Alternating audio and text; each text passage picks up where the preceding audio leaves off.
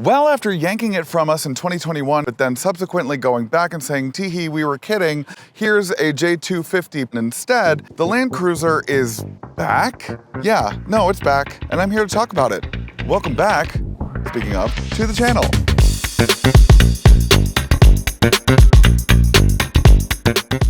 Welcome back to Sparkplug TV. My name is Chris and I do car reviews for literally everybody, not just car enthusiasts.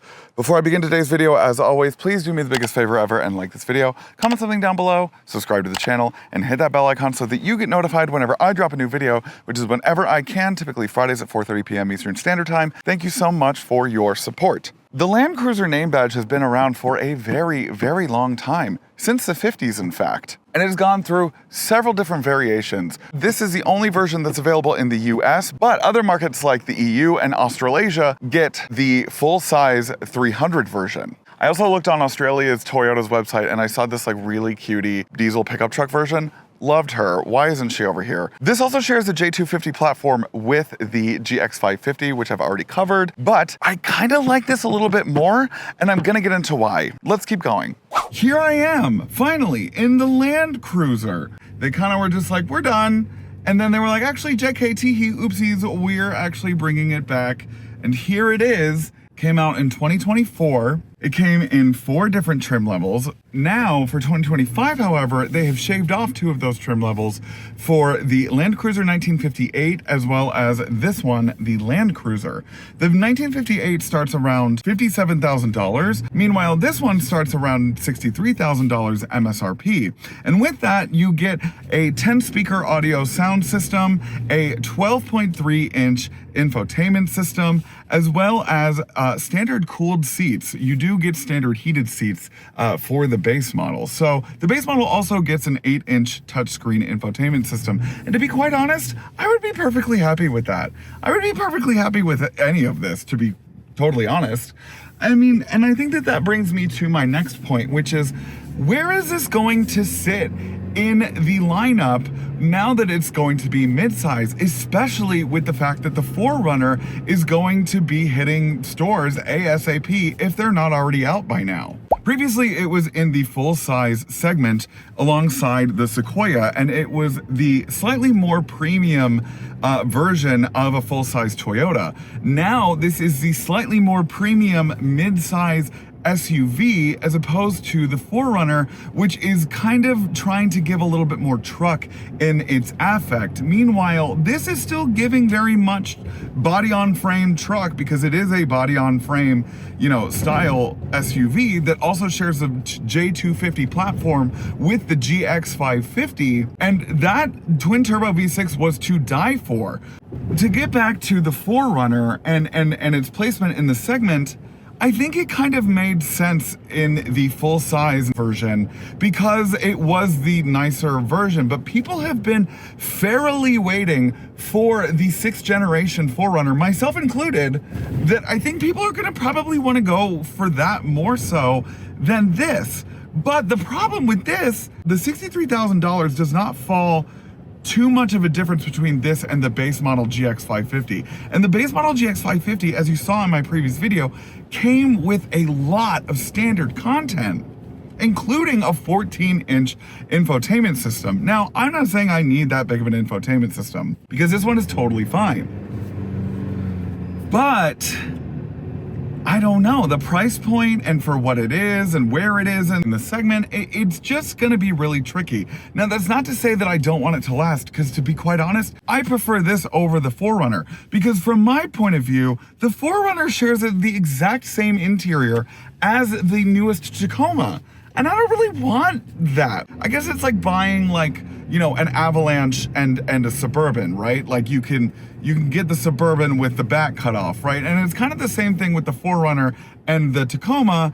And while they do have this same kind of like headlight housing unit look to it, they have different headlights and they have a definite differentiation between the front end. But this is still by and large a lot more premium. The only thing that it shares with you know, the other powertrains at this point is going to be the Powertrain. Did I already say that? It's been a long day. I worked a 9-hour shift and now I'm doing this. The iForce Max powertrain is their like flagship engine at this point. And so it used to be that the Land Cruisers came with either a V6 or the top of the lines would come with the V8 for the more modern versions. Now they cut that in half to make way for their turbo 4-cylinder hybrid version.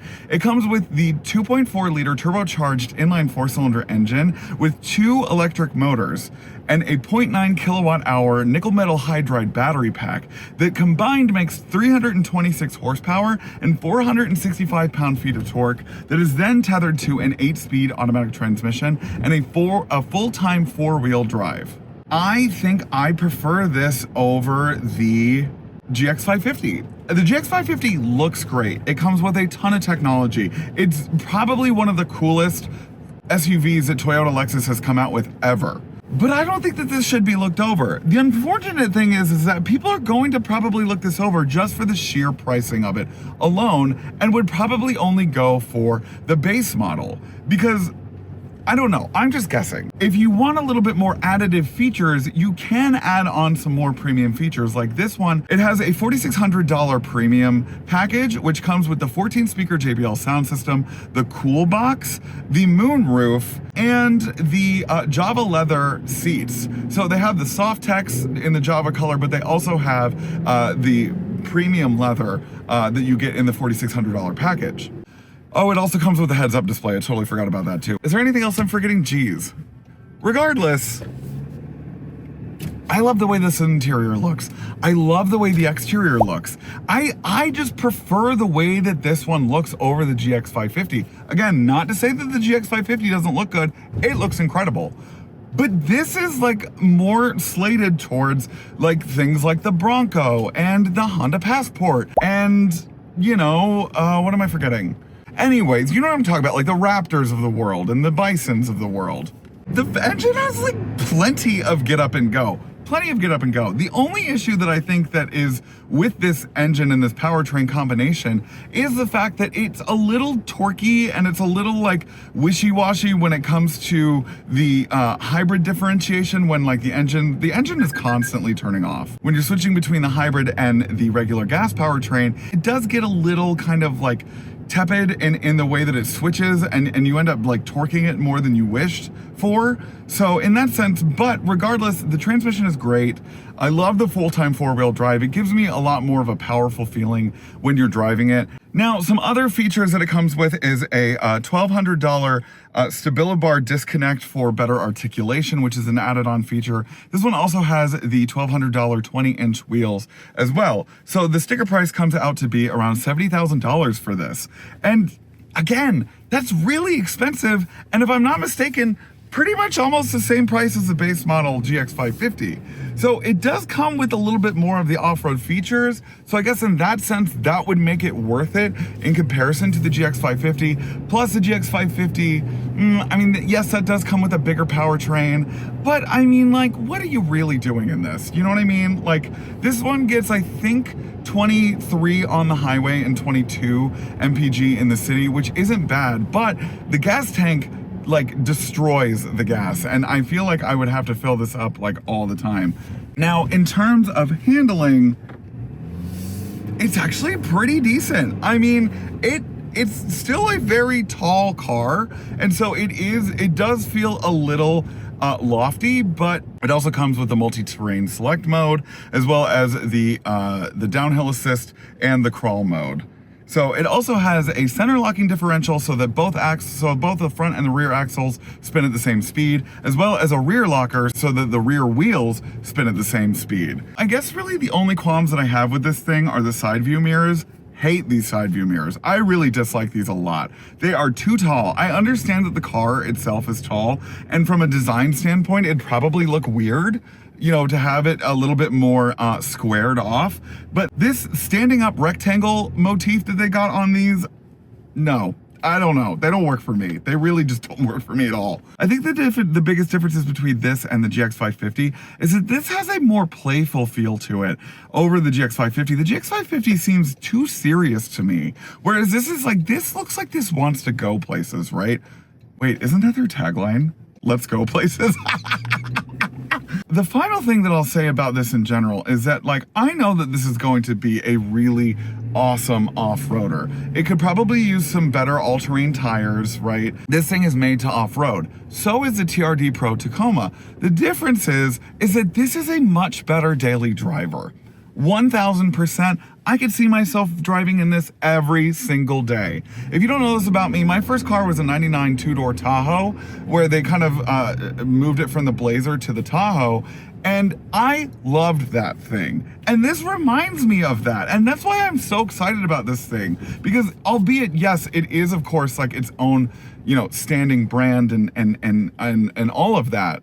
You know, it has nothing to do with Chevrolet, but it's the feeling that this gives me of nostalgia, not only for the old J-Series Land Cruisers, which I've driven and which I loved because they had their own personalities and they were great. And I think that this, even though the powertrain is a little wonky, has its own personality and it's great.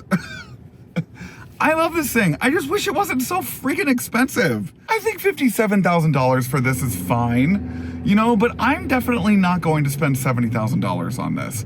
And I think that the $63,000, again, I think that that's fair, you know, but I think I would just keep it at that because I'm not gonna be rock climbing in this thing. I'm not gonna be articulating it that much because I spent $63,000 on it. So, yeah, I don't know. That's really all I've got for my video today. I have been really enjoying my time with this, and I really don't think that you should overlook this over the GX550. Again, the GX550, incredible, right? But this is its own thing, and even its own thing, even within the smorgasbord of iForce Maxes, right? It feels like its own thing. It's just so playful, and it's fun, and it makes sense for a daily drive, and it tows 6,000 pounds. I forgot to mention that.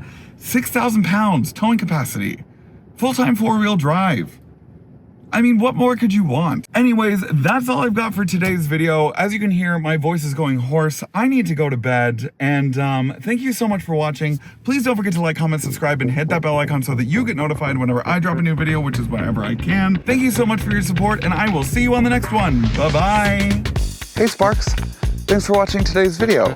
Do you want more Sparkplug TV content? Then you can choose one of these three options right over here. The middle button is to subscribe to my channel, so please do that. Right over here. These three. I can't see them in real life, but they're right here.